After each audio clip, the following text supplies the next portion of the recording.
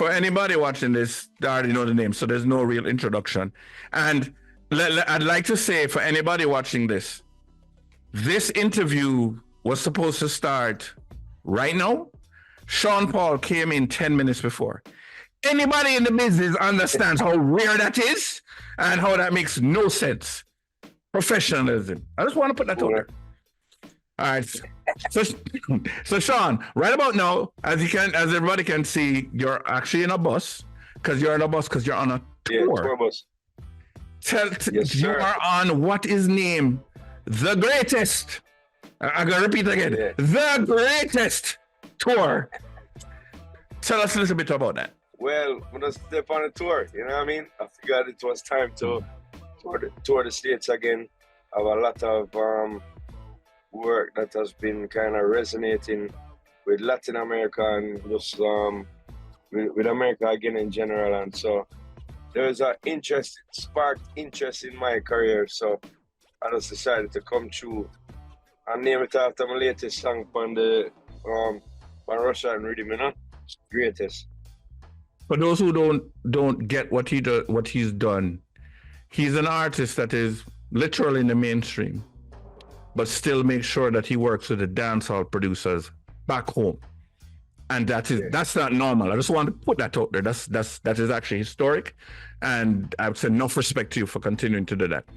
Salute, man. So Sean, you said something interesting a while ago. You said there was a sudden spiked interest in your career. I'm trying to figure out, was there ever not?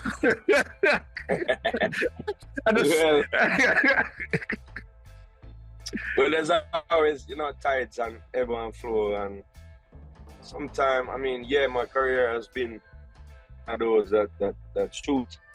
But there's times where it's not as it was maybe 2006, them time there. Mm-hmm, But still being a household name and still putting out songs that are relevant and hits and things. So, but when it comes on to that spike in relevance, or just an interest in your career, it is felt by you as an artist and the team. Even the band members, people start calling them, say, "Yo, the song that Sean do," you know what I'm saying? So a spiked interest or a rising interest. And you have to watch your career, A lot of people ask me, what's the formula, what's the secrets? And I don't really have a formula or a secret, but one of the things that I do watch is those little things, the interest in what people have for the career or for the movement or the merch or the latest video or the last Instagram post or these things. So you stay connected and you watch what's going on, and when you feel it, it's like, all right, this is the time to step. Let me tell you why I love both what you just said and how you just said. I've been blessed. I saw you, when, I remember when Gail Whiteman told me about you. That was when you were leaving Woolmers, right? Wow. We gotta give props to. She was like, Jason, Changes needs to get a dub plate from Sean Paul. I'm like, who's Sean Paul? Like, that guy just gave a very wise, sage response with nuance and insight that like only you could have, because because everybody can answer that question and your answer makes so much sense to somebody who hasn't been there. That being said, big up Auntie Gail. I see her last week at school, at a school play. My kids and her kids going the same. So big up Auntie Gail. My kids and her kids. Auntie Gail. Auntie Gail.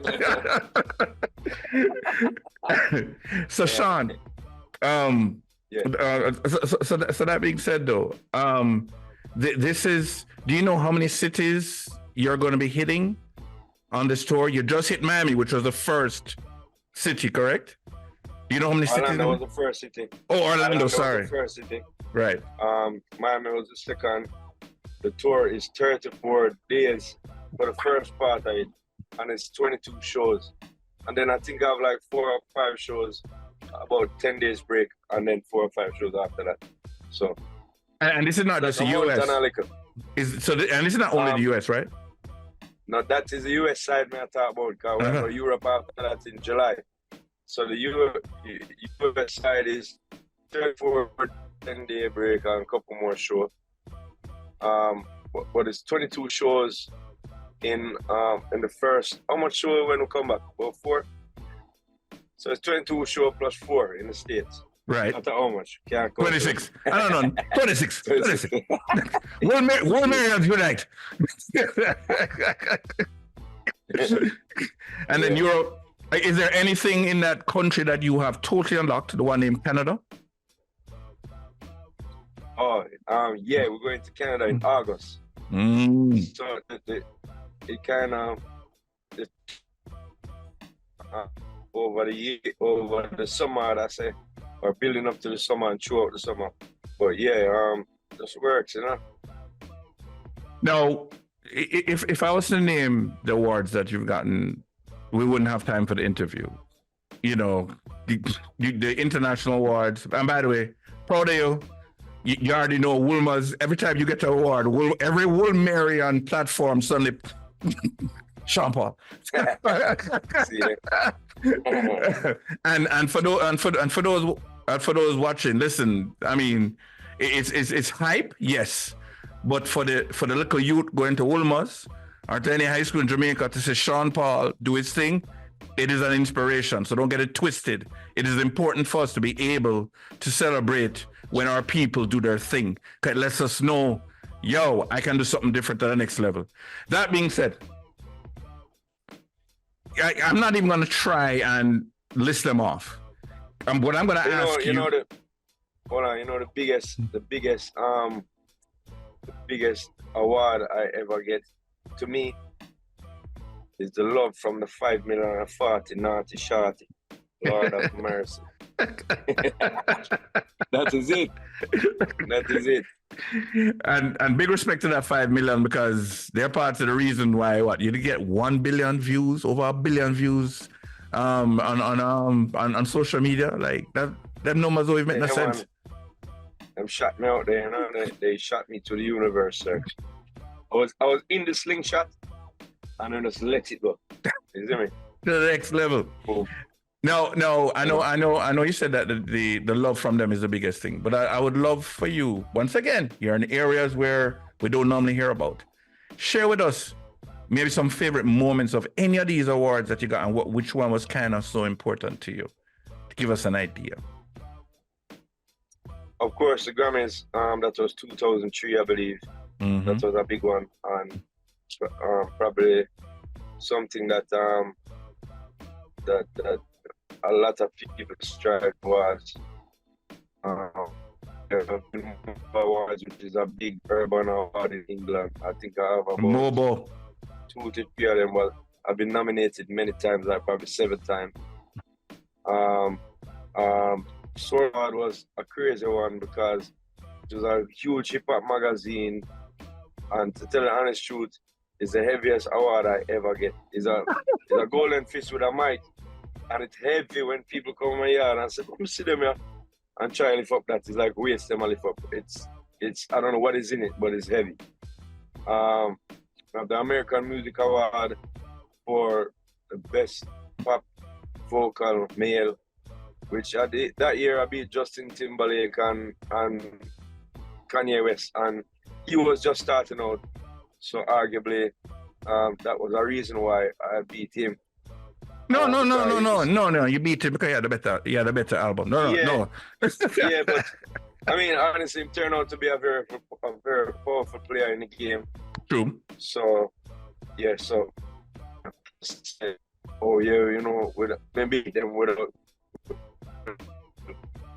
talent, but it was just a huge year for me. That was 2006. Other than that, bro, you know, there's been many IR awards. Mm-hmm. You know, and accolades. Napstar Award, which was one of the first. So the first streaming thing, you know. Yep. Billboard Award. I just got another American Music Award with Fade, which is one of the Latin songs that I was talking about. He won a Latin American American Music Award. This was just about 2-3 weeks ago now.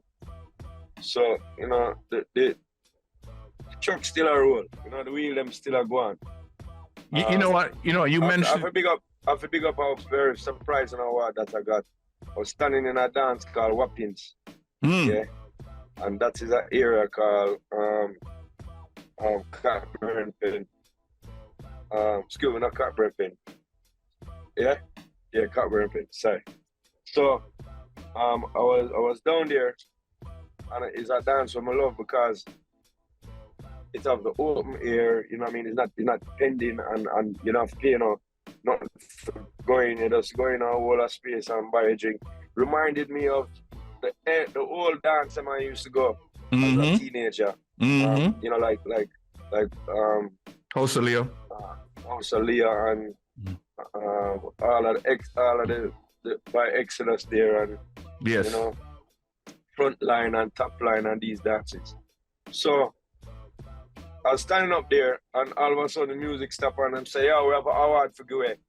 We have an award of attendance to give away to Sean Paul, because he has been the greatest attender of this dance." And then give me a plaque, bro. I'm on. I say, "Yo, go on up there, go and accept it for Sean." And the G go up there and say, "Yeah, the G said, respect, saying in front of the whole dance." And it's something I never expected. To know that, you know, you come to an area all the while. You don't really get to talk to everybody because it's a dance and thing, but people appreciate you being there. And Jay, that's what we kind of, you know, really do this whole thing for to be heard and to be seen and to be included. And so that was a surprising award. So I have to big up the whole Wappings crew. Big up the Wappings crew. And just in case people didn't notice that, one of the biggest pop artists in the world talking about the people them that him come from.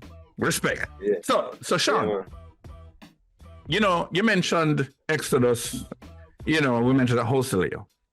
Not only are they the bedrock foundation of the dancehall that you and I grew up on, they're also the bedrock and foundation of Clash. And so in this era of Drake and Kendrick Lamar doing the back and forth thing, there was a tweet that you put out there recently that caused a little kerfuffle. And I like the word you use. And as a member of a sound that has used a Sean Paul dubplate to win a clash before, when you put out the tweet that said, I don't have it in front of me, but it basically said that you're not really into the clash thing that much, basically. Okay, you know, it hurt my heart because a Sean Paul dubplate, or Kilimanjaro use Sean Paul dubplate for win clash. So I'm just curious, how do you balance? And anybody can have whatever perspective. J. Cole came out the other day and said, "Listen, clash thing is not the thing for me," which is basically the same thing you're saying.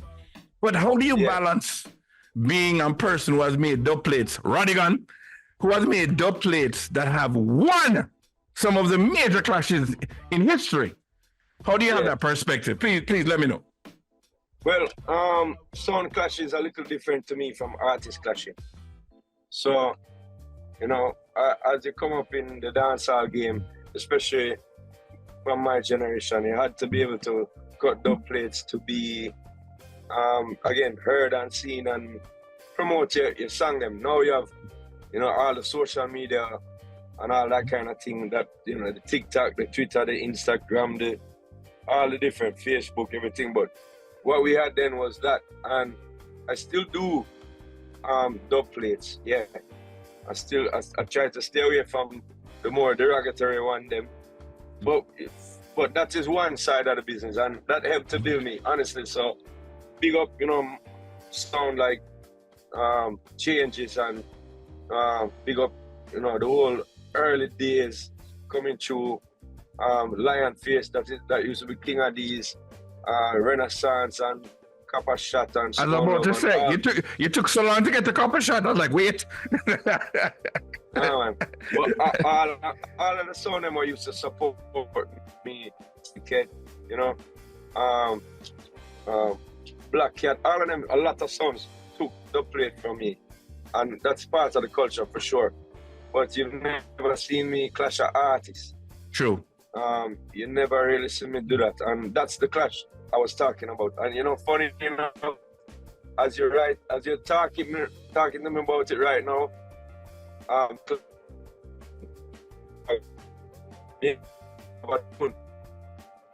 that we're trying to finish.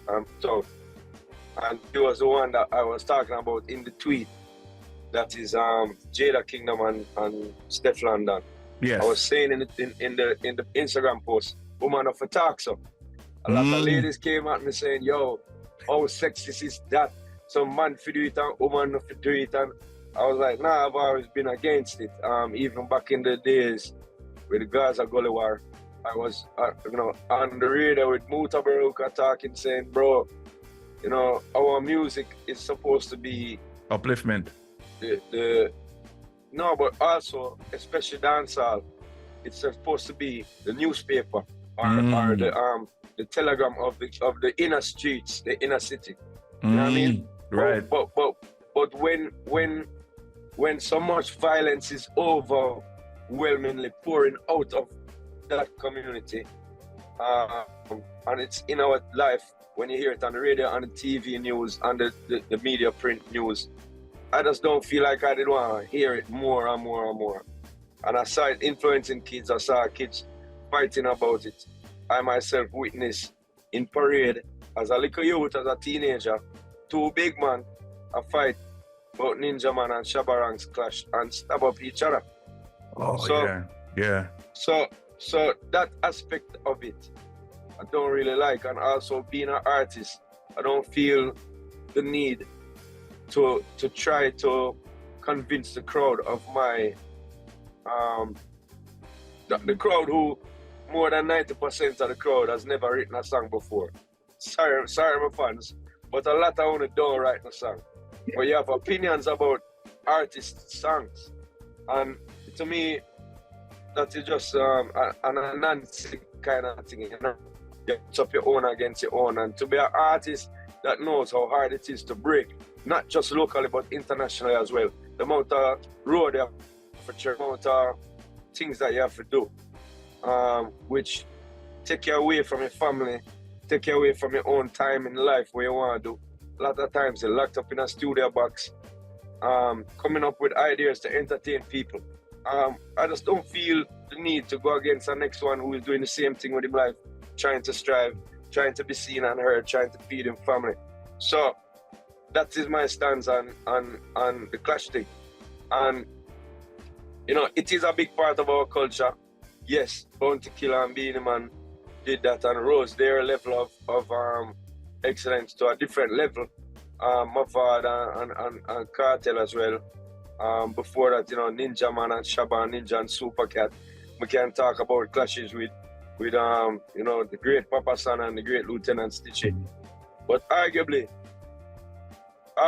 Jason Walker, Sir J. Walker, there is more, or there have been more big tunes that break our genre and our culture to the international community and help out everybody involved, from the engineer to the producer to the artist to the band, to, you know, everybody on the band, to the lighting engineer, the stage tech, who gets to tour and travel and gets benefits from the songs. Way more. I can pinpoint many songs. You know, Sean Paul, Temperature, Shaggy, It Wasn't Me, Egyptian, Wolio, Serrani. What is it? It's Serrani. It's Serrani. Yeah, big tune.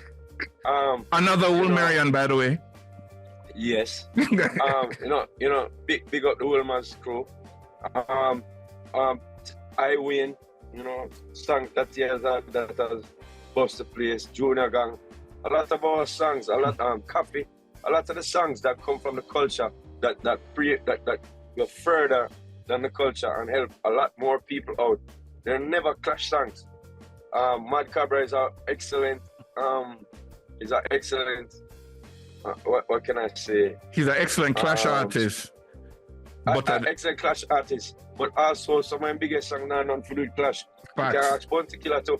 Bounty Killer, some of my biggest songs now not to do with Clash. So it's something that we like. There's parts of culture. I don't let that word trick me, Jay. Fact. You have culture. You have parts of the word that, and even in the hip hop game, I hear people say, it's for the culture. But a lot of the time, the culture change and the focus change. So we would have people like, a Public Enemy saying some very deep things. Yes. And making the people understand themselves. That was the culture. And at the time, everybody was like this. Everybody in the early 90s, late 80s, early 90s, everybody was saying, yo, fight the power. Mm-hmm. Now the culture changed. And you have people saying, we doing it for the culture, but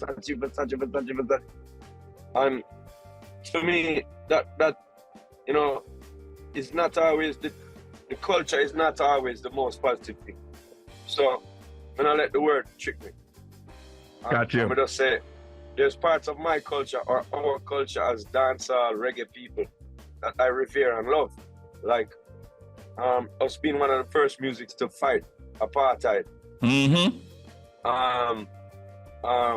Bob Marley going to Zimbabwe when they got independence.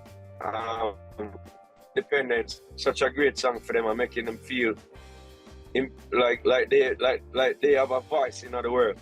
Exactly. Them thing that is part of my culture, even though I'm not really viewed as a reggae artist, so to speak. I do reggae, but I'm a dancehall artist. Those parts of the culture are way more potent and important to me than to say, I'm bored, I wish dancehall was more what they call it right now, exciting right now, and I would love to see a clash. Every year we see one or two, every couple of years, one or two artists might fling two words. It don't really go nowhere. Some of their biggest hits is what take them to different places. So, look at I don't their career. When him go against and said, Daddy, I'm my daddy, who want a big back. When him go against Killer, that was clashing, yeah. But is that song bigger than outside our genre? Arguably, no. He has other songs. He has other songs like yeah. Enough Yankee love it. Facts. Them get it because him talking about things where them can and pick up, them understand. And so for me, as I say, bro, clashing to me, it's there. It's a part of the culture, but I have to take part in it. Understand. Well said. One of the reasons why Never Gonna Be the Same Again is one of my favorite Sean Paul songs forever. I remember I told you that from the first moment I heard it. Still love that song. Respect, man.